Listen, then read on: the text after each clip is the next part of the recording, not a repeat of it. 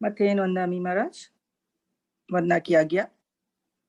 इच्छामी खमासम no वंदी ओम चावनी जाय निसिहियाय मथेन वंदामी। इच्छामी खमासम नो वंदी ओम चावनी जाय निसिहियाय मथेन वंदामी।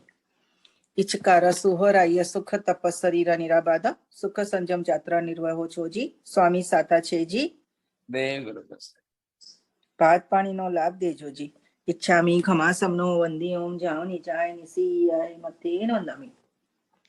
इच्छा करे न संधि सौ भगवान अभूच्योमी अभ्यंतर रायम खाम्यो इच्छम खामे मी रायम। यम किंची अपत्य परपत्य बत्ते पाणी विये व्यावची आलावी फलावी उच्चासने समासाय अंतर पासाय उरी पासाय जम किंची मजह विनय परिहण सुहम वा वायरम वा तुब्बे चाणः अहम न जानामि तस्समिच्छामि दुखड़म। धर्म लाभ साहिब जी सुख सतम देव गुरु प्रसाद। इच्छामि खमासम नो वंदी ओम जाओ निजाय निसिहियाय मथेन वंदामि। इच्छा करे न संधि सौ भगवान अब माया संधि सौ इच्छम इच्छामि खमासम नो वंदी ओम जाओ निजाय निसिहियाय मथेन वंदामि।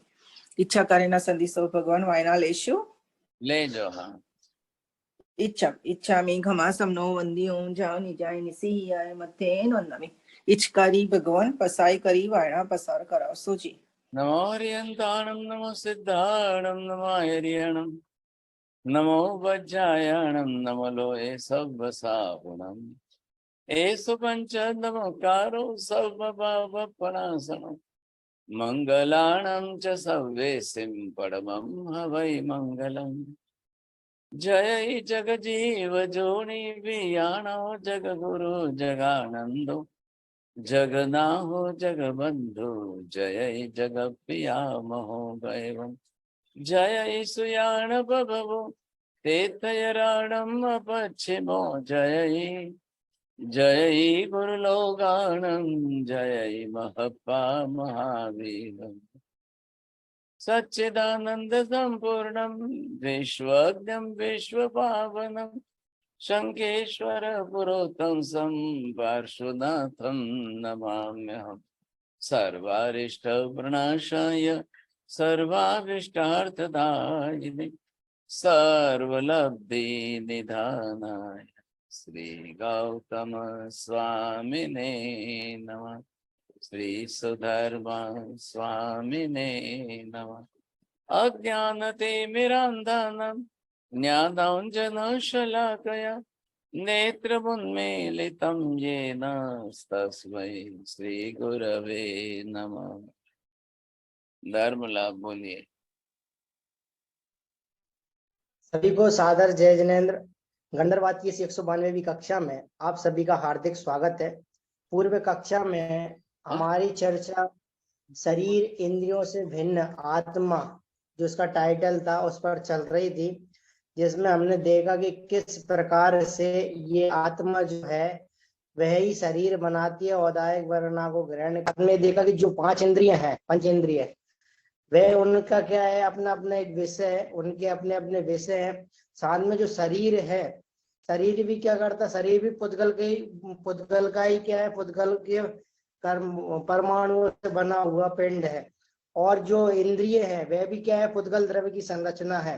लेकिन एक अंतर क्या बताया गया था शरीर और इंद्रिय में, भी महाराज साहब ने एक अंतर बताया था कि किस प्रकार से ये आत्मा क्या करती है, दर्शन अथवा ज्ञान, जो भी जानती है अथवा देखती है, वह किस आधार से देख रही है, वो माध्यम कौन बन रहा है, वो इंद्रिय माध्यम बन रही है। ये चीज हमने देखी थी। साथ में ये भी देखा कि जो सबसे पहले आत्मा को क्या होगा, सबसे पहले आत्मा को दर्शन होगा, और दर्शन के बाद आत्मा को क्या होगा, ज्ञान होगा। ये चीज देखी थी। और हमने मुख्य बात ये देखी कि द्रव्य कभी भी गुण के बिना नहीं रह सकता, और गुण कभी भी द्रव्य के बिना नहीं रह सकता है। ये हमने मुख्य बिंदु देखे थे। अब आगे की कक्षा के लिए मैं महाराज साहब से निवेदन करता हूँ। बहुत बहुत धन्यवाद आपको। चलिए देखिए, यहाँ पर बात क्या आ रही है। एक तरफ जो है वायु भूति अपनी तरफ से व्यक्त स्वामी जो है वो अपना प्रश्न लेकर के खड़े हैं। एक तरफ वो वैदिक पक्ष के हैं और स्वप्न की तरह से मानने के कारण निषेध किया है लेकिन पलट करके वो बौद्ध मत के अंदर भी चले गए और वहां से उन्होंने शून्यवाद उठा लिया और क्षणिकवाद और अनित्यवाद उठा करके वो निषेध कर रहे हैं। बात इतनी सी है। जब उनको ये पूछा गया, हमने 1-2 क्लास में जो देखा है, तो यहाँ आपको ध्यान में आ गया कि ये आप क्या कर रहे हो, आपका खुद का अपना शरीर है कि नहीं? कि आप अपने शरीर का भी क्या निषेध करोगे? जी नहीं। आप अपना शरीर है तो शरीर के वर्ण गंध रस स्पर्श है कि नहीं? अब शरीर से वर्ण गंध रस स्पर्श का निषेध कैसे करना? शरीर है तो वर्ण गंध रस स्पर्श है कि वर्ण गंध रस स्पर्श है तो शरीर है? बोलिए चोरलिया जी, कैसे है? कुमार साहब, शरीर है तो बन गंध रस स्पर्श है। हाँ, बन गंध शरीर है तभी तो बन गंध रस स्पर्श आएंगे महाराज। बन गंध रस स्पर्श रहेंगे जहाँ पर पुद्गल है वही बन गंध रस स्पर्श रहेंगे। वर्ण गंध रस स्पर्श रहेंगे तो शरीर रहेगा न भी रहे, दूसरा कुछ रहेगा, लेकिन शरीर रहेगा तो वर्ण गंध रस स्पर्श अवश्य ही रहेगा। अब इस दृष्टि से आपका शरीर है और वर्ण गंध रस स्पर्श नहीं है, ऐसा आप कहना चाहते हो? अरे ये बात समझ में थोड़ा सा ध्यान दीजिए। नंबर 1 यहाँ पर आपने देखा, ये नंबर 1 क्या देखा है? शरीर जो है, शरीर है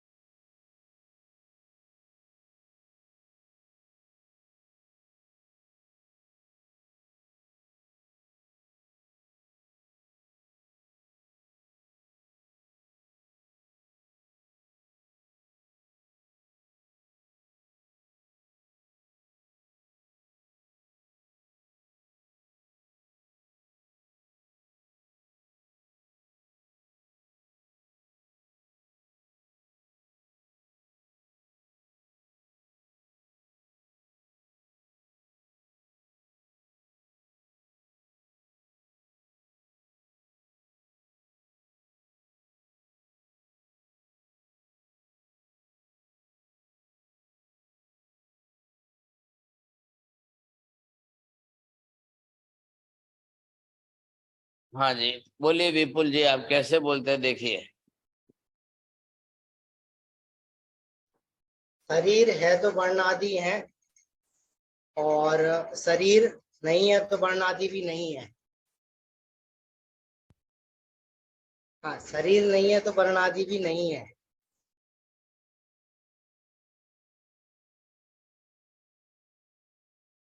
क्यों, आपको क्यों शरीर नहीं पढ़ने में क्यों नहीं आ रहा है? शरीर है पर वर्णादि नहीं है। शरीर है तो वर्णादि है, शरीर नहीं, शरीर है और वर्णादि नहीं है। हाँ बरोबर। शरीर नहीं है फिर भी वर्णादि है, शरीर शरीर भी नहीं है और वर्णादि भी नहीं है। चलिए अब क्या मीनिंग करिए, कैसे बात बैठती है, बैठाओ। अरे सर, ऐसा बताने का प्रयास कर रहे हैं, एक जगह तो ये कह रहे शरीर है तो वर्णादि है, मतलब शरीर के होने पर वर्णादि है, और एक जगह कह रहे हैं कि शरीर है और वर्णादि नहीं, कि शरीर तो है लेकिन शरीर उपस्थित है परंतु वर्णादि नहीं है उसमें, वर्णादि को उससे अलग कर दिया। हाँ फिर अगले में ये कह दिया कि शरीर नहीं है फिर भी वर्णादि है, मतलब शरीर हो या शरीर नहीं भी है तो भी वर्णादि मौजूद है, उन्होंने ये कर दिया, शरीर से भिन्न वर्णादि को बताया। और अब शरीर भी नहीं है और ऐसा एग्जाम्पल कौन सा है? बोलिए आशा बहन, कोई है ऐसा एग्जाम्पल?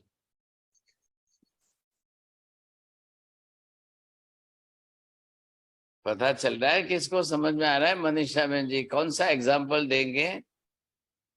गुरुजी, शरीर के अलावा जो दूसरे पुद्गल हैं उनमें है सब में वर्ण आदि। हाँ, और दूसरे नंबर का, पहले दूसरे नंबर का शरीर है तो वर्ण आदि नहीं है, ये नहीं हो सकता गुरुजी, शरीर है तो होगा वर्ण आदि।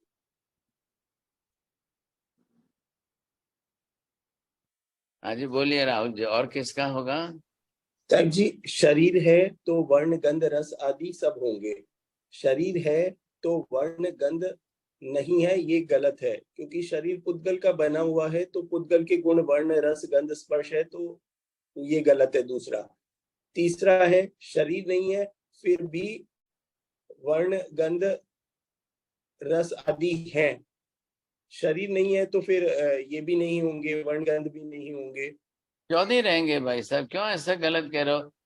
अब वस्त्र पात्र दुनिया भर की सैकड़ों चीजें हैं, वो भी तो वर्णादि है, शरीर का है वो, ना क्यों कहेंगे आप? हम इच्छामि दुक्कड़म। और अब फिर ये चौथा, चौथे का सवाल नहीं है, चलिए छोड़ दीजिए।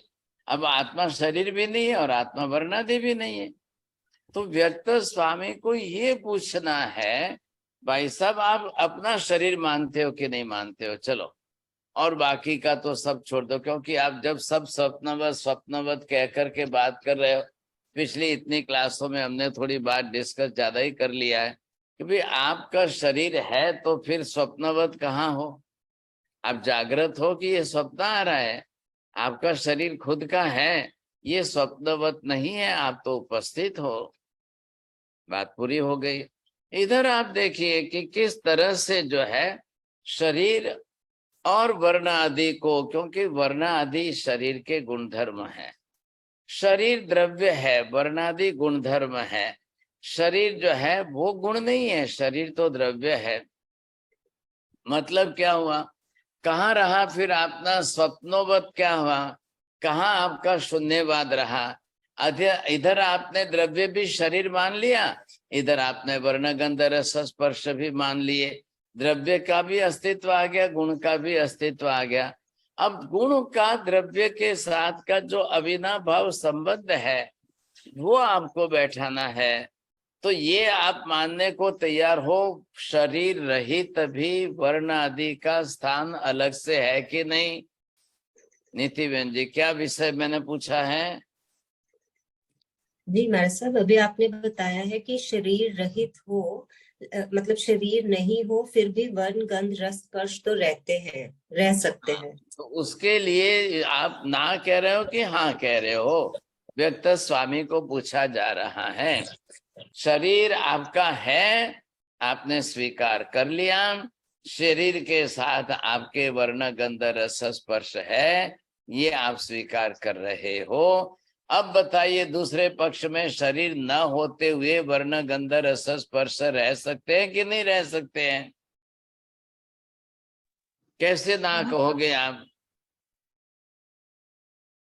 क्यों ना कहोगे? शरीर रहित दुनिया में काफी कुछ है। जब आपका शरीर बना हुआ है, आपका शरीर मानने के लिए आप स्वप्नवाद नहीं स्वीकारोगे, आपके शरीर का एग्जिस्टेंस मानने के लिए आप जो है शून्यवाद, अनित्यवाद, क्षणिकवाद सबको एक तरफ डालना ही पड़ेगा, तो ही आप शरीर को मानोगे। ऐसे शब्दों के जाल में फंस करके अब व्यक्त स्वामी खुद ही सिर खुजलाने लग गए। भाई साहब अब मैं क्या करूं? अब इधर ना कहूं तो इधर हाथ पकड़ा जाए, इधर ना कहूं तो इधर कान पकड़ा जाए। ऐसी परिस्थिति में, क्योंकि देखिए डिस्कशन है ना, तो डिस्कशन तो हार जीत के विषय का होता ही होता है, इसमें कौन सी बड़ी बात है? इतना लंबा, इतने क्लास तक हम डिस्कशन करते रहे, अब जब कंक्लूजन पर आने लगे हैं तो ये सिर खुजलाने लग गए। नहीं, आपको जवाब तो देना ही पड़ेगा। बताइए, आप हाँ कहते हो कि ना कहते हो कि ना वर्णादि को ना कहते हो कि इसको ना शरीर को ना कहते हो? तो इन्होंने भाई अब ना कह नहीं सकते हैं कि अपना खुद का शरीर है।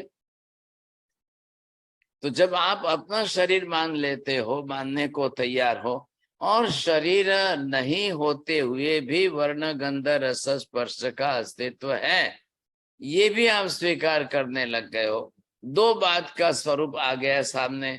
जब आपने क्या किया है, शरीर का भी अस्तित्व मान रहे हो द्रव्य स्वरूप में, वर्ण आदि गुण स्वरूप में है, उनका भी अस्तित्व आप मान रहे हो, तो फिर सवाल कहाँ आया? तो दूसरों का शरीर मानेंगे कि नहीं? कि क्या आप खाली अपने अकेले का ही शरीर मानोगे और आपके ही शरीर के वर्ण गंध रस स्पर्श मानोगे? दूसरों के शरीर का वर्ण गंध रस स्पर्श मानोगे कि नहीं? अब वो ना कैसे बोले, सामने 100 जने 500 जने और खड़े हैं। सभी के लिए सादृश्यता है, समानता है। मेरी भी 2 आंख कान नाक हाथ है, आपके भी 2 आंख नाक कान हाथ है। मेरे भी 2 पैर है 2 हाथ है, समझे, आपके भी है ऐसा। तो ना कैसे कहूं मैं? और जब मेरा में सादृश्यता होने पर ही ना कहना है, नहीं, विसदृश्यता होने पर भी आप ना नहीं कह सकते हो। मतलब मेरा शरीर तो है और आपका शरीर मेरे जैसा, मेरा शरीर आपके जैसा है। तो आप जो जैसे हो मैं वैसा हूं, इसलिए मेरा शरीर जब मैं मानने को तैयार हूं तो आपका भी शरीर मानने को मैं तैयार हूं। अब ना कहां से कहूंगा मैं? क्यों ना कहूंगा? आ गई, दोनों बात आ गई। नंबर 3 पर आइए। अब जिस तरह से मेरा भी शरीर और आपका भी शरीर है, दोनों में समानता है और दोनों में वर्ण गंध रस स्पर्श है, मेरे में भी है आप में भी है। अब मेरे शरीर के व्यतिरिक्त दूसरा शरीर न हो तो भी उनके भी वर्ण गंध रस स्पर्श मुझे स्वीकारना पड़ेगा कि नहीं? ना कैसे कह सकते हो आप? क्या जरूरी है कि वर्ण गंध रस स्पर्श सिर्फ और सिर्फ शरीर के ही होते हैं? शरीर के अतिरिक्त वर्ण गंध रस स्पर्श नहीं होते हैं? तो आपके शरीर पर अंग वस्त्र, ये कपड़ा है, तो ये आपके शरीर से भिन्न है कि अभिन्न है? आपके शरीर का वर्ण गंध जो है वही क्या इस कपड़े का वर्ण गंध रस है? या आपके शरीर का वर्ण गंध रस स्पर्श अलग है और कपड़े का वर्ण गंध रस स्पर्श अलग है? ये आपके चप्पल क्या है, लकड़े के खड़ाऊ हैं? ये आपके हाथ में कमंडल क्या है? ये सिर के बाल क्या है? ये पानी का घड़ा क्या है? ये क्या है सब? आप ना बोलिए ना, इनका अस्तित्व नहीं है, ऐसा कैसे कहोगे? दूसरी बात थोड़ा ध्यान से समझिए, आपका शरीर कब से है? बोलिए, आपका शरीर कब से है? ये कहना ही पड़ेगा, जवाब तो देना ही पड़ेगा। जब आपने शरीर है ये आपने स्वीकार कर लिया, तो फिर आपको शरीर कब से है ये कहने में कहाँ ना पड़े, ये भी जवाब देना ही पड़ेगा आपको। ऐसी स्थिति के अंदर इनको व्यक्त स्वामी को जो है इतने असमंजस में पड़ गए कि अब मैं क्या करूं, जवाब तो देना पड़ेगा। जवाब देने जाएंगे तो ये फंसने वाले हैं, ये बात भी इतनी ही निश्चित है। तो ये मेरे शरीर का अस्तित्व मैं स्वीकारूं और दूसरों के शरीर के अस्तित्व का मैं निषेध करूं, अच्छा अच्छा, ये तो गलत हो जाएगा भाई साहब, ये तो उचित नहीं है, समझेंगे। ऐसी स्थिति के अंदर ये अपनी तरफ से हाँ हाँ हाँ, देखिए देखिए देखिए, मेरी उम्र इतनी है, अब मैं इतने वर्षों से हूँ, अच्छा आपकी उम्र इतनी है, ये देखिए ये आपके पास में भाई साहब खड़े हैं, इनकी उम्र कितनी है? इनकी उम्र कितनी है? ये 80 बरस के। ये देखिए आपके पास खड़े, इतनी की कितनी है? 90 बरस है। इनकी कितनी है? ये 100 बरस के हैं। इनकी कितनी है? 110 बरस के। तो ये इतने लंबे काल से अगर जो दुनिया में कोई है, बना हुआ है, तो फिर ये कैसे आप कहेंगे कि क्षणिक है, नाशवंत है? क्या जो क्षणिक होता है, जो नाशवंत होता है, कि वो 80 90 100 साल तक रहने के बाद नाश हो, उसको आप क्षणिक कहेंगे, नाशवंत कहेंगे? किसको नाशवंत कह रहे हो? हाँ जी, मेरी बात पर थोड़ा ध्यान दीजिए। किनके ध्यान में आ रही है, किनके ध्यान में नहीं आ रहे हैं, ऐसा कौन है?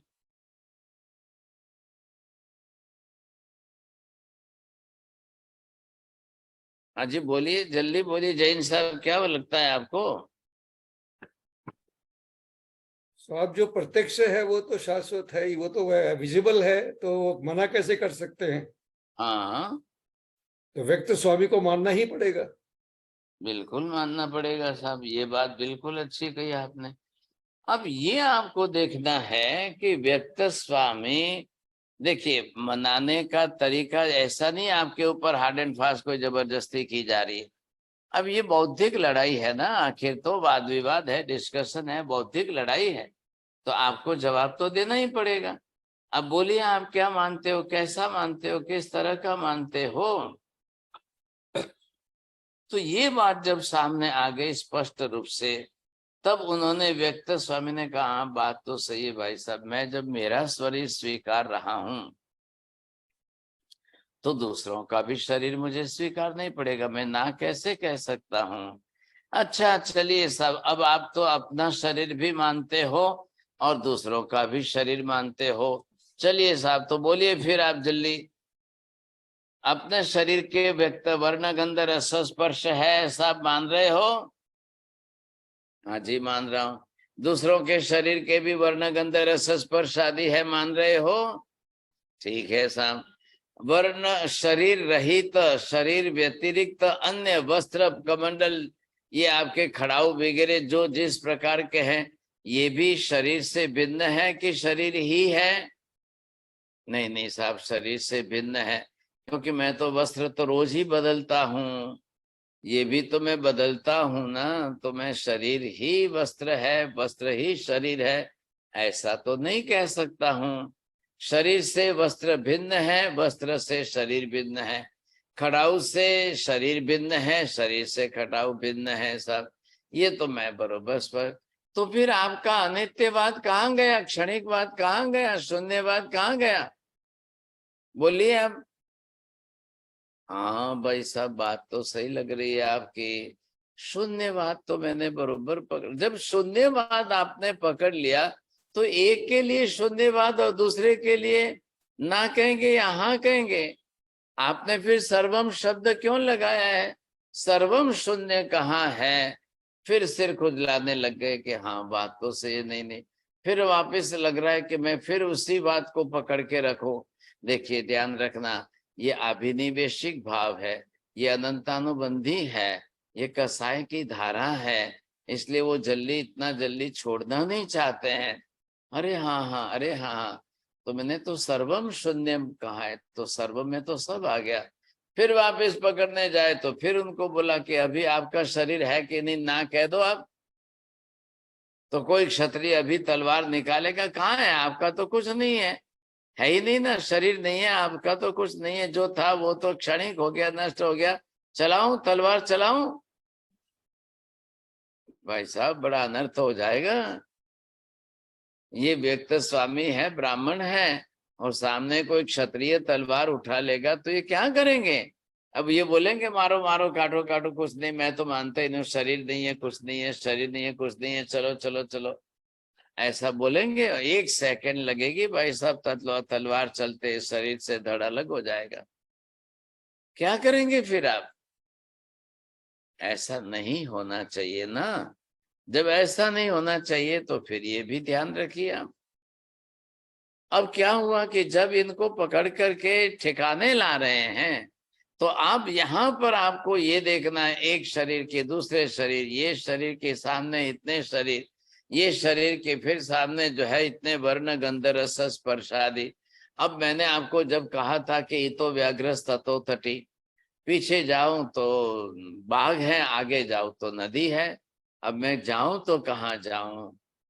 व्यक्त स्वामी के विचार अब बदल रहे थे, तो इधर जाऊं तो नदी और इधर जाऊं तो बाघ है, अब इधर जाऊं तो नदी के पानी के प्रवाह में मैं बह जाऊंगा, चला जाऊंगा, मौत हो जाएगी, इधर आगे जाऊं तो ये बाघ है, ये खा लेगा, तो मैं क्या करूं। तो ये एक फ्रेज है ऐसी, क्या लायक नहीं। तो यहाँ पर जो है ये बताया जा रहा है, अब व्यक्त स्वामी अपने शरीर का निषेध भी नहीं कर सकते हैं। आप अपने शरीर का निषेध नहीं कर सकते हो तो दूसरों के शरीर का भी निषेध नहीं कर सकते हो, तो फिर सर्वम शून्यम तो गया आपका सिद्धांत, फिर सर्वम क्षणिकम आपका बचेगा क्या। तो भाई साहब देखो ना, आप 50 साल के हो तो ये 100 साल के हैं, ये 90 साल के, ये 110 साल के, ये इतने वर्षों के खड़े, आप कैसे ना कह सकते हो, ना कैसे कहोगे आप, सब तो खड़े हैं, समझे कि नहीं, ऐसे कैसे ना चलेगा। ये बात आकर के खड़ी रहती है। हाँ ये तो बात सही, अगर अगर मैं सर्वम शून्यम पक्ष नहीं, ठीक है, तो सर्वम क्षणिकम, चलो चलो ये तो पकड़ के रखो, क्षणिक नहीं सर्व क्षणिक, तो फिर ये प्रश्न आया, मैं जन्म से आज दिन तक हूं तो मैं कहाँ क्षणिक हो गया, मैं नष्ट कहाँ हो गया हूं? मैं तो हूं। जब मैं हूं, आप ये स्पष्ट है, इतने वर्षों से हूं, तो फिर आप न तो शून्य में आ रहे हो, न सर्वम क्षणिकम में आ रहे हो, न सर्वम अनित्यम में आ रहे हो। कहाँ अनित्य हो आप? आप अनित्य होते तो इतने वर्षों तक रहते हैं। अब वो सफाई देने जा रहे हैं, नहीं नहीं नहीं, मैं तो कब का नष्ट हो चुका हूं, फिर वापस मेरे जैसा ही दोबारा बना है, फिर वो भी नष्ट हुआ कि नहीं, फिर दोबारा बनाए, फिर वो भी नष्ट हुआ कि नहीं, फिर दोबारा बनाए। भाई साहब, ये फिजूल में क्यों झंझट करते हो? आप इतने असंख्य बार जन्मे और असंख्य बार मरे और फिर भी वही हो, तो ये क्यों पकड़ते हो? ऐसी पकड़ क्यों रखते हो? इसके बदले में यही स्वीकार लो ना, सीधा सीधा स्वीकार लो। हाँ जी, मैं हूं, बरोबर हूं, वही हूं, जो था वही हूं, जो हूं वही रहूंगा। तो आप 50-60 साल से हो तो बोलिए ना, क्या तकलीफ है? तो फिर 50-60 साल से जो होता है वो क्षणिक नहीं होता है भाई साहब। आपने क्षणिक के लिए नियम क्या बैठाया था? When I am putting the finger in the flowing river, if I will put my finger out, then again I cannot put in the same water because it just went away. वो पानी तो चला गया जिसमें मैंने अंगुली डाली थी, बाहर निकाली थी, वो तो बह गया, निकल गया, चला गया। अब क्या बचा है? तो फिर क्षणिकम क्या हुआ? पानी कभी रुका है क्या? पानी कोई नष्ट हो गया क्या? तो आपने क्यों सर्वम क्षणिकम क्यों कह दिया? वो पानी बह गया जिसमें आपने अंगुली डाली थी, जिसमें आपकी अंगुली का टच हुआ था, स्पर्श होता, वो पानी बह गया। बह गया मतलब आगे गया, कि बह गया मतलब वो क्षणिक होके नष्ट हो गया? पानी नष्ट कहाँ हुआ है? पानी नष्ट नहीं हुआ है। यहाँ से वहां देखिए, वहां से वहां देखिए, वहां से वहां देखिए, वो बह रहा है, देखिए वो बह रहा है। पानी नष्ट नहीं हुआ है, समय नष्ट नहीं हुआ है। समय वही समय चल रहा है कि जिस समय आपने जब पानी में अंगुली डाली थी, वही समय अभी भी चल रहा है। आपने वही समय अंगुली डाल करके वापस बाहर निकाल दी, चलो कोई हरकत नहीं, लेकिन है तो पानी तो वही है, प्रवाह तो वही है, क्या फर्क पड़ गया? वही पानी वैसा ही पानी, आप उसमें कुछ भी फर्क नहीं कर सकते हो। चलिए अब थोड़ा सा ध्यान देना भाई साहब चोटिया जी, खाली एक गेम बीच में ला करके उसकी अक्ल बढ़ानी है, और फिर जो है सिद्ध। अगर पानी को रोटेशन में लाकर गोल गोल घुमा करके वापिस लाओ तो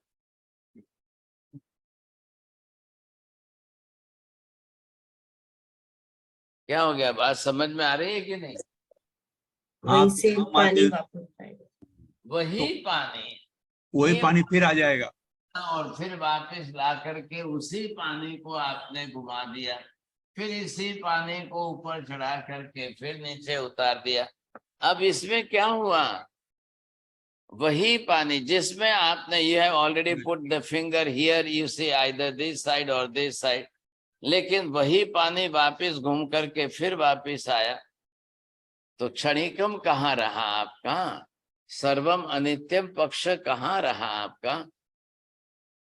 ये पानी इतना ही है। कई जगह पर आपने फाउंटेन देखे ना, फुब्बारे, वो जो फाउंटेन है इतना ही पानी है, नीचे रखा है, बस वो मोटर घुमा रही है, पानी को चढ़ा रही है, उतार रही है, चढ़ा रही है, उतार रही है, चढ़ा रही है, उतार रही है, वही रोटेशन में वापिस आ रहा है। तो आप क्यों ना कहोगे?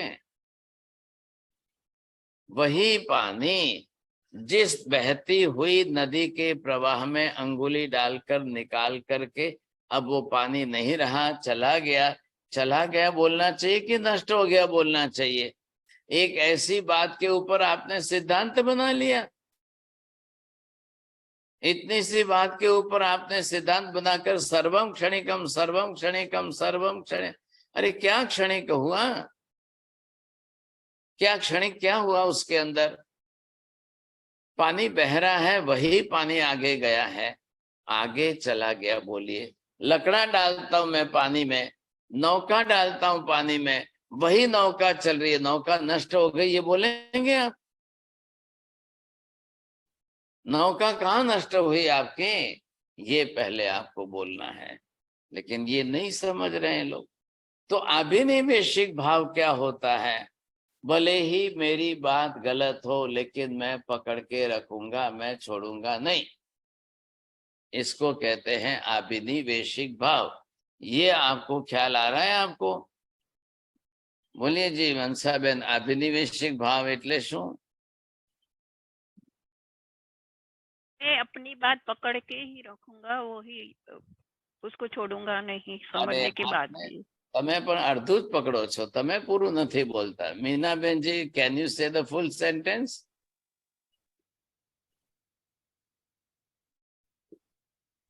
No, Maharaj Sahib, sorry. अभिनिवेशिक भाव वो हुआ जो बात गलत पकड़ के रखी है उसको भी छोड़ना नहीं, उसी को पकड़ के रखना। अब गलत है क्या, मिथ्या है, आप जान भी गए कि हाँ साहब बिल्कुल गलत मिथ्या है, लेकिन छोड़ना नहीं है। मैं 10 जगह हारने आऊं, मैं कहीं पर भी हारने आ जाऊं तो भी बात घुमा फिरा करके वही पकड़ के रखूंगा, वही पकड़ के रखूंगा, वही पकड़ के, फिर मैं छोड़ूंगा नहीं। वो है अभिनिवेशिक भाव। ऐसा अभिनिवेशिक भाव की पकड़ ही मिथ्यात्व कहलाती है। बोलिए मनीषा बहन जी, आ रहा है ध्यान में? चाहे मेरी बात गलत भी है लेकिन मैं उसको पकड़ कर रखूंगा, उसे छोड़ूंगा नहीं, यह अभिनिवेशिक भाव है। भगवान भला करे, आपके भी अधूरा ही बोलने वाले हैं। जब आगे बात जड़ जाती है तो फिर आगे का क्यों नहीं बोलते, फिर क्यों पीछे का बोलते हो? कल्पना बहन जी बोलेंगे, 2 कल्पना बहन जी है, कल्पना बहन एक है, कल्पना बहन टोलिया भी एक। बोलना है आपको तो बोलिए। चलिए ललिता बहन जी जैन, किरण भाई दोषी, प्रीति बहन जी आपने तो चालू किया बोलना, बोलिए। जो गलत बात है उसको पकड़ के रखना वही अभिनिवेशिक भाव है और वही उसको ही मिथ्यात्व कहते हैं। हाँ बस आया मनीषा जी आपको ख्याल में? अरे भाई मिथ्यात्व, मिथ्यात्व है क्या मिथ्यात्व? अभिनिवेशिक भाव में पदार्थ नहीं है, अभिनिवेशिक भाव में कसाय की पकड़ है। The nature of the substance, पदार्थ का स्वरूप क्या है, पदार्थ का स्वरूप कैसा है, वो बदलेगा, वो जो है जो जैसा होगा वो सब कुछ होगा। आप यहाँ की बात करिए ना पहले, तो पदार्थ स्वरूप में आपने जिस प्रकार का जैसा स्वरूप देखा जाना है, अब पदार्थ में परिवर्तन हो रहा है और आप अपनी बात को पकड़ कर क्या करना चाहिए बोलिए? पदार्थ में परिवर्तन होते हुए अपनी बात में भी परिवर्तन करो, पकड़ में छोड़ो। पदार्थ में परिवर्तन न हो तो आप अपनी बात भी मत छोड़ो। पदार्थ में परिवर्तन हो या न हो, अपनी बात में अवश्य परिवर्तन करो। या पदार्थ और बात में, सिद्धांत में किसी में कुछ भी नहीं करना। फिर ये चारों प्रकार की बात हो गई। बोले विपुल जी 4 बात बोलेंगे आप? महाराज साहब ने चलो आप बैठे तो हो आप कम से कम बोलिए। साहब कोने बोलू छे, माता जी कहाँ गए? बोलिए, जो बोलने वाले हैं कुछ कुछ है। चलो बोलिए चोरडिया जी, कोई नहीं है। मानसा पदार्थ में परिवर्तन हो फिर भी अपनी बात को मतलब वो पकड़ के रखता है, छोड़ता नहीं है। अभिस्वभाव पदार्थ में परिवर्तन नहीं हो रहा है तो भी वो अपनी बात को मतलब उसकी पकड़ उसको रख रखा है। और थर्ड और फोर्थ पदार्थ में पकड़ है नहीं भी है और एकदम फोर्थ में दोनों चीज नहीं है, फिर भी वो अपनी पकड़ को वहां पकड़ के रखा है, अभिनिवेशिक भाव में रखा है। नहीं आप बरोबर नहीं बैठा रहे हो, 4 बैठाने हैं बरोबर से विभाग में। मैं भी आ गया, हाँ भी क्या हो गया आपको? चलिए जैन साहब आप तो बरोबर बैठाएंगे। की करा माता। चलिए, बहुत मुश्किल है साहब ऐसे। अरे भगवान भला करे आपका। चलो कौन बोलेगे? ये तो इला बहन जी तो कह देंगे भाई मेरा तो मौन है, बस इनका तो अच्छा है रास्ता। नाटरा जी बोलिए, हाँ नीति बहन बोलिए। चलो जी महाराज साहब, आपने अभी बताया कि अगर पदार्थ में परिवर्तन आया और विचारों में परिवर्तन नहीं आया, फिर पदार्थ में परिवर्तन आया और विचारों में भी परिवर्तन आया, फिर पदार्थ में परिवर्तन नहीं आया, लेकिन विचारों में परिवर्तन आया। फिर पदार्थ में परिवर्तन नहीं आया और विचारों में भी परिवर्तन नहीं आया। हाँ जी, अभी आपने भी ये नया शब्द क्यों जोड़ दिया है, विचार विचार? अरे बात यहाँ सिद्धांत की चलती है। जो तत्व एक बात बना दी, सिद्धांत बना दी, अब वो पकड़ के छोड़ते नहीं है ना, ये तकलीफ हो रही है। बस ये अभिनिवेशिक भाव जो है, ये है अनंतानुबंधी कसाय। ये अनंतानुबंधी कसाय जब एक बात को पकड़ लेगा, वो मिथ्यात्व हो जाएगा। अब दूसरों का मिथ्यात्व है, सामने वाला मिथ्या बात को पकड़ के बैठा है, इसकी समझ आपको आनी चाहिए कि नहीं आनी चाहिए? अब भाई इंद्रभूति गौतम हो, अग्निभूति गौतम हो, वायुभूति हो, ये व्यक्त स्वामी हो, ये अपनी तरह से अपने तरह से एक एक ऐसी अभिनिवेशिक की बातों को पकड़ करके बैठे। अब महावीर तो सर्वज्ञ थे, इसलिए महावीर बरोबर समझ गए और इनको समझा भी सके। जहां तक उनको प्रश्न करना था, प्रश्न ऊपर प्रश्न करने थे, शंका पकड़ के रखनी थी, वहां तक महावीर ने अंतिम कंक्लूजन के अंदर डिस्कशन नहीं लाया। भाई ये सामान्य लोग नहीं है, ध्यान रखिए, ये बड़े स्कॉलर्स, पंडित है, धुरंधर पंडित है। उस जमाने के, आज से 2500 बरस पहले के पूरे हिंदुस्तान के माने गिने चुने बड़े बड़े धुरंधर पंडित है। लेकिन इन पंडितों ने खासियत, इन्हें विशेषता क्या की, ये जहां भी ये व्यक्त स्वामी 500 शिष्यों को पढ़ा रहे हैं। बताइए, अब इनका खुद का ज्ञान ही इस प्रकार का अभिनिवेशिक भावी का ज्ञान है, तो ये 500 शिष्यों को क्या पढ़ाएंगे और कैसा पढ़ाएंगे? क्या पढ़ाएंगे और कैसा पढ़ाएंगे? देखिए आप समझे कि नहीं। ऐसी परिस्थिति के अंदर ये जो भी है व्यक्त स्वामी अपने, ये सभी 11 घंटे, मैं इनकी बात नहीं कर रहा हूं, सबकी बात कर, जो भी है 11, सभी ये सब अभिनिवेशिक भाव वाली वृत्ति वाले, सबका अभिनिवेशिक भाव है। अब क्या करें साहब, जिनका भी सबका अभिनिवेशिक भाव बनाया, अनंतानुबंधी कसाय वाला। इंद्रभूति गौतम स्वामी ने 50 साल से बात को पकड़ के रखी है, अब क्या करना?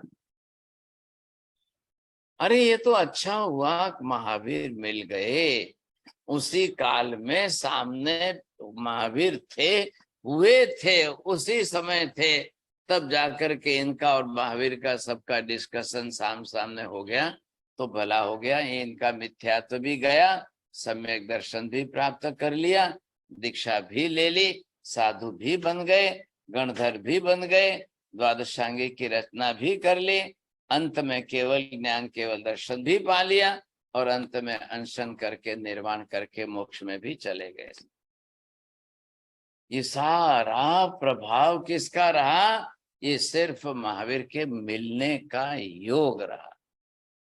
महावीर मिल गए इनको, भले ही नहीं मानते थे, जैसे थे वैसे थे, लेकिन इस अहंकार को भी बांध लिया। अच्छा हुआ, यहाँ नीतिकार शास्त्र का लिखते हैं कि इनका गंधर्वों का अहंकार भी इनके भले के लिए हुआ, कल्याणकारी हो गया। और ये जो है ख्याल आ गया आपको कि इन सब के बारे में जो है, इन सब के बारे में मतलब सभी गणधर जो है, तो क्या योग नियोग, ये नियति समझिए कि क्या कहना है इसको, योग ऐसा बन गया कि कैसे जो है ये 11 पंडितों का एक जगह पर इकट्ठा होना, 100 मिल ब्राह्मण ने इतना बड़ा यज्ञ याग होम हवन शुरू किया, ये सब आए, और इतना सब होने के बाद जो है इनका महावीर का भी समूह शरण वही होना, महावीर का आना, और फिर जो है देशना देना और इन सब का प्रश्न पूछने के लिए आना, ये सारा जो हो गया बहुत बड़ी बात, बहुत बड़ी। अब ये योग हो गया, समझे कि नहीं? तो इनको भी इंद्रभूति, अरे व्यक्त स्वामी को भी इसी तरह से समझाया जा रहा था, और इसी तरह से समझाते समझाते इनको भी यही ख्याल आ गया कि हाँ बात तो सही लग रही है, बात बिल्कुल सही लग रही है, तो फिर क्या है, ये वस्तु स्थिति इनकी समझ में आई। तो यहाँ पर आपने देखा कि व्यक्त स्वामी अपनी चली वहां तक, वैदिक दर्शन की बात, फिर जो है बौद्ध दर्शन के सिद्धांत, सब कुछ पकड़ के बैठे रहे और आखिर इनको अपनी बात बदलनी ही पड़ी, अपने विचारों में से इनको नीचे उतरना पड़ेगा। तो ये अभिनिवेशिक भाव ये नहीं चल पाएगा ज्यादा। जब सच्चाई सामने आ जाती है ना, तो फिर अभिनिवेशक भाव फिर नहीं टिकता है। हाँ बोलिए, बोलिए साहब, किसको पूछना है प्रश्न? हाँ जी, मीना बहन जी बोलिए। How do you write? Is it abhinivesh or abhinivesh? How do you write it? Abhiniveshik bhav. In the time, in the classes of the Samyak Darshan and Mithya, so already you have written there, you see. Okay. Thank you. महाराज साहब, हाँ, महाराज साहब आपने कहा था कि शरीर में तो वर्ण गंध रस है, इंद्रियां जो है इसको ग्रहण करती है, इंद्रियों में एज सच वर्ण गंध रस नहीं होता है। इंद्रियों का भी देखिए, मैंने क्या कहा था कि इंद्रियां शरीर का ही अंग है, बनी तो औदारिक वर्गणा के पुद्गल परमाणु से है, लेकिन वहां शरीर के मांसादि नहीं होकर के इंद्रिय का वर्ण गंध रस स्पर्श ग्राहकता का क्षेत्र है।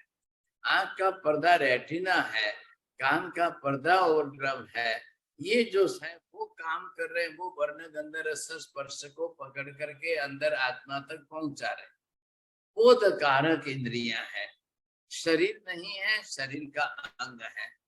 ये बात जरूर समझाई थी मैंने, इसी बात को लेकर ध्यान देना। महाराज साहब आप एक और बताइए, जो शब्द बताया था आपने, शब्द पौद्गलिक है, शब्द खुद ही पुद्गल है, उसके अंदर वर्ण गंध रस है, स्पर्श है। हाँ तो रहेंगे ही रहेंगे, इसमें कौन है। जब तो जैसे शब्द वर्ण गंध रस स्पर्श वाले होते हुए भी दिखाई नहीं देते हैं, क्योंकि वो चक्षु इंद्रिय का विषय नहीं बनती हैं। चक्षु इंद्रिय व्यक्त वर्ण गंध रस स्पर्श को ही ग्रहण करती है। चक्षु दूध होते हुए दूध में घी देखती नहीं है, दूध में घी का ज्ञान होकर जानती है। हाँ साहब ये बात सही है, लेकिन वो देख नहीं पाएगी कि दूध में घी है करके, ये फर्क जरूर पड़ेगा। शब्द जैसे कान में जाते पर्दे पे लगते हैं, तो वहां तो उनका स्पर्श होता ही है पर्दे पर, कान में होना ही चाहिए ना। कान के पर्दे पर उनका स्पर्श होगा, तभी वो ब्रेन में मंगल कर रहा है, दर्शन तक जाएगा। हाँ महाराज साहब बोलिए। ठीक है महाराज साहब, समझ में आ गया। दिलीप जी बोलिए। हाँ चलिए। हाँ जी महाराज साहब मेरा एक और क्वेश्चन था, ये जो मैंने कहीं पढ़ा था या बताया था किसी ने, 8 स्पर्श जो आपने बताए हैं, वो एक 4 स्पर्श वाला भी कुछ होता है, जैसे आदेश पर 4 स्पर्श वाले। भाई साहब जो है ना, 8 तो स्पर्श के हैं, लेकिन किसी पुद्गल परमाणु में एक साथ में 8 नहीं होकर 4 होंगे। हाँ। जब ठंडा नहीं है तो गर्म है ना, गर्म है तो ठंडा नहीं है, भारी अच्छा। है हल्का नहीं है, हल्का है तो भारी नहीं है। अच्छा। आइदर और है ना। अच्छा। अब पानी है, पानी कैसा है, ठंडा है, तो ठंडा है उस समय तो गर्म नहीं है। और जब आपने तपाया है, गर्म कर लिया, उस समय ठंडा नहीं है तो गर्म है। हाँ मतलब वो कम स्पर्श हो जाएंगे। इन्हें तो 4 हुए ना, 8 की जगह 4 रहेंगे, वो इसी तरह से रहेंगे। गिनती करने में, गणना करने में स्पर्श 8 ही गिने जाएंगे, लेकिन परमाणु में एट ए टाइम जो है 8 नहीं रहेगा, 4 रहेंगे। ठीक है, ठीक। बोलिए दिलीप जी, आपको पूछना है तो जल्दी पूछिए। नहीं बोलिए राहुल जी, बोलिए आप। साहब जी अभी आपने बताया कि शब्द पौद्गलिक है, उसमें वर्ण गंध रस स्पर्श होता है, वो कैसे थोड़ा एक्सप्लेन। व्यक्त नहीं है ना, क्या करेंगे, व्यक्त नहीं है पुद्गल का है, और पुद्गल के वर्ण गंध रस स्पर्श अनिवार्य होते हैं। वर्ण गंध रस स्पर्श वाला ही पुद्गल कहलाता है। अब यूं प्रकाश में आपको नहीं दिख रहे हैं, अब आपने आई ग्लास लेकर सूर्य के प्रकाश को पेपर पर डालते हुए देखा तो कलर दिखाई देंगे। इंद्रधनुष होता है तब कलर दिखाई देते हैं। अब शब्द बना हुआ तो पुद्गल का ही है, खुद ही पुद्गल का है, नहीं दिखाई देता इसलिए आप करोगे नहीं ये कैसे बैठ गए, नहीं ये कैसे बैठ गए। अब शब्द आकाश भी नहीं है, शब्द धर्मास्तिकाय धर्मास्तिकाय भी नहीं है, शब्द आत्मा भी नहीं है, बचा कौन? पुद्गली बचा, एक ही द्रव्य बचा है। तो शब्द पौद्गलिक ही है तो वर्ण गंध रस स्पर्श है। अब कैसे है, कितने हैं, किस प्रकार के, व्यक्त है अव्यक्त है, इतना जब शब्द के भी तो परमाणु है ना, तो परमाणु वैसे भी दृष्टिगोचर नहीं हो रहा है। 1000 गुने बड़े माइक्रोस्कोप में लाके देखेंगे तो भी नहीं दिखेंगे, समझेंगे नहीं शब्द, लेकिन है तो सही ना। तो कर्णेंद्रिय तो ग्रहण कर रही है, आंख नहीं करने करेगी, कर्णेंद्रिय ग्रहण कर रही है तो उसके अस्तित्व को स्वीकारते हैं। जब चमड़ी का स्पर्श होता है तो हवा को स्वीकार कर लेते हो, तो कान के पर्दे पर स्पर्श होता है तो शब्द को क्यों नहीं स्वीकारोगे? हाँ, अब जो है कान के पर्दे पर होकर ब्रेन में गया तो वहां उसको शब्द के कलर की चिंता नहीं है। हाँ, शब्द का क्या अर्थ है? पानी, पानी शब्द दिमाग में गया तो पानी से क्या लेना है, तो अर्थ उसको बराबर मालूम है। हाँ जी बोलिए, आप किसको पूछना है? हाँ महाराज साहब, भगवान महावीर स्वामी ने क्षणिक बात को कैसे डिफाइन किया महाराज? अरे बरोबर किया है ना, पर्याय से क्षणिकता आ रही है, अच्छा। द्रव्य से नहीं। हाँ, तो अब ये मैं कह रहा हूँ, चलो जीव ने निगोद की पर्याय धारण की। अब जीव ने निगोद की पर्याय धारण करके ये जन्म मरण जन्म मरण जन्म मरण जन्म मरण, अब ये क्षणिक नहीं हुआ तो क्या हुआ? जी महाराज, निगोद का जीव है ना, तो क्षणिक क्या हुआ? अस्तित्व को क्षणिक मत करिए। निगोद के जीव का आयुष्य क्षणिक होने से शरीर का जन्म मरण वो क्षणिक रूप में चलेगा। ये क्या कह रहे हैं? क्षणिकवाद से अस्तित्व का निषेध कर रहे हैं। हाँ, ये जो है, तो ये फर्क पहले समझिए। भाई जैन धर्म के अंदर भी उत्पाद व्यय द्रव्य का पर्याय के रूप में तो परिवर्तन आया ना, तो उत्पाद व्यय कब हुआ? उत्पाद व्यय होने से क्षणिकता तो बैठ जाएगी, लेकिन वो ध्रुव पदार्थ तरफ से तो ध्रुव रहेगी ना, नित्य रहेगी। जी महाराज, ये कोई नहीं बैठा सके, ऐसी कोई व्यवस्था कोई ने बैठाई नहीं है, ये तकलीफ है। सच्चाई तक पहुंचने के लिए बहुत सीढ़ियां चढ़नी पड़ती है, कई स्टेप तब आता है। अच्छा महाराज साहब, मैं पांचों इंद्रिया पौद्गलिक होती है ये बोल सकता हूँ क्या कि पौद्गलिक है, पर इंद्रियों को काम है वर्ण गंध रस स्पर्श को ग्रहण करके आत्मा तक पहुंचाना? हाँ जी बोलिए सर, ठीक है। हाँ बरोबर, हंसाबेन बोलिए। હા સાહેબજી, આપણે સમયની બાબતમાં શું કહીએ? આજે અત્યારે જે હાલ જે સમય છે આપણે અત્યારે ભણી રહ્યા છીએ અમે, તો એ સમય ફરીથી આવશે નહીં, રાઈટ? બરોબર છે, એટલે એ સમય ગયો તે ગયો, એ રીતે અનંતકાળ આપણે કહીએ, એટલે સમય ક્ષણિક થઈ ગયો તો પછી શરીરને ક્ષણિક કહીને નાશ કેમ કરી નાખશો? નાશ કરી નાખશો તો ભૂતકાળમાં કેવી રીતે રહ્યો? ગયો ને, ગયો ક્યાં ગયો? અસ્તિત્વ નષ્ટ થઈ ગયો કે હવેનું વર્તમાન એ ભૂતકાળ થઈ ગયો? હા, એટલે ઓકે, તો સમય મતલબ રહે છે. અરે સમય હું જ્યાં છું એ વગર તમે અનંત ભૂતકાળ શબ્દ કેવી રીતે વાપરશો? હા બરોબર બરોબર, એટલે એનું અસ્તિત્વ છે જ ભૂતકાળમાં. समय जो है वो सर्वथा नष्ट हो गया क्या? पर समय छे શું? એ પ્રશ્ન આવે. અસ્થિ કાયાત્મક તો નથી જ ને? નથી. હા, હા એ નથી, એટલે પદાર્થ સ્વરૂપ તો નથી.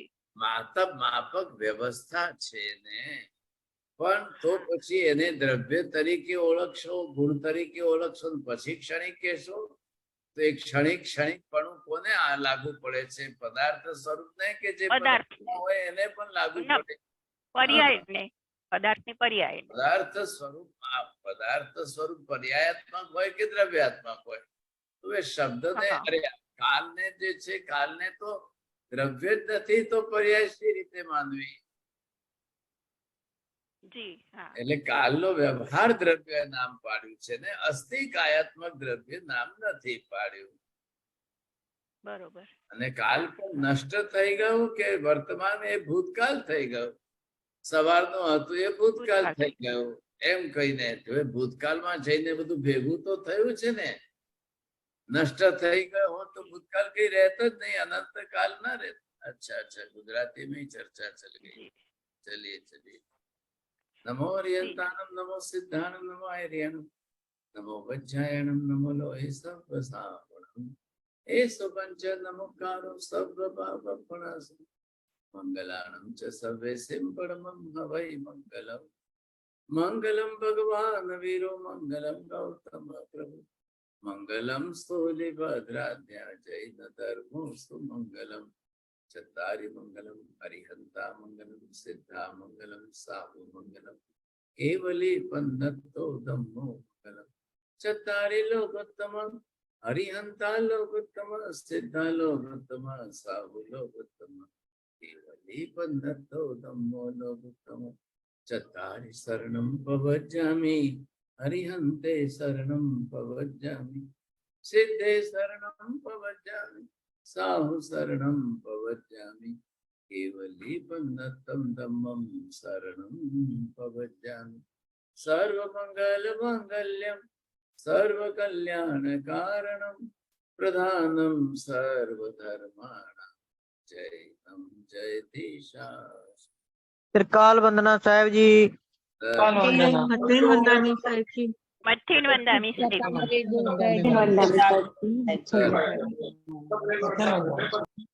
धर्म लाभ और आशीर्वाद. मथेन वंदामी महाराज, कृतज्ञोस्मि कृतज्ञोस्मि कृतज्ञोस्मि. धर्म. साता महाराज खूब खूब साता.